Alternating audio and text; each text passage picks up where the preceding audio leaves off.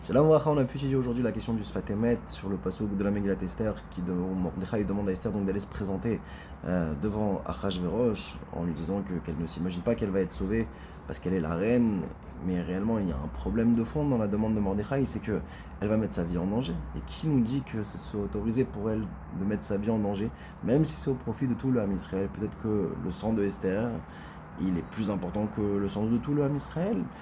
Qu'est-ce qui nous permet de pouvoir faire une chose pareille?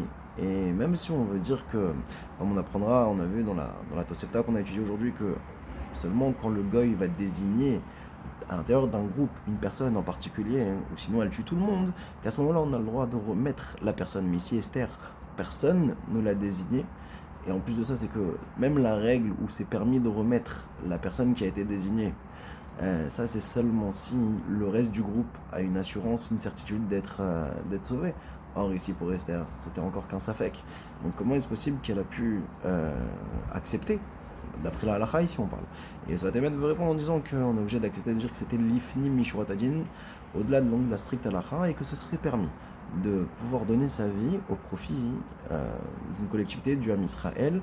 Ça s'appellera pas se suicider ou quelque chose dans ce genre. Donc on a vu la Tosefta, où justement l'idée qui ressortait était de dire qu'à partir du moment où un goy réclame et désigne une personne, et si jamais on lui remet pas, alors elle tue tout un groupe. La règle est la suivante, c'est que si la personne elle a la possibilité de s'enfuir, elle a la possibilité d'échapper, on a interdiction complète de lui remettre. Si par contre on est sous son emprise et qu'elle le désigne, alors on aura le droit de lui remettre. Et inversement, si jamais il ne désigne pas, d'accord, il dit donnez-moi-en un parmi vous, ou je vous tue tous, là on doit se laisser entièrement tuer. Sur ça, la Tosefta va prendre l'exemple de Sheva ben Bechi.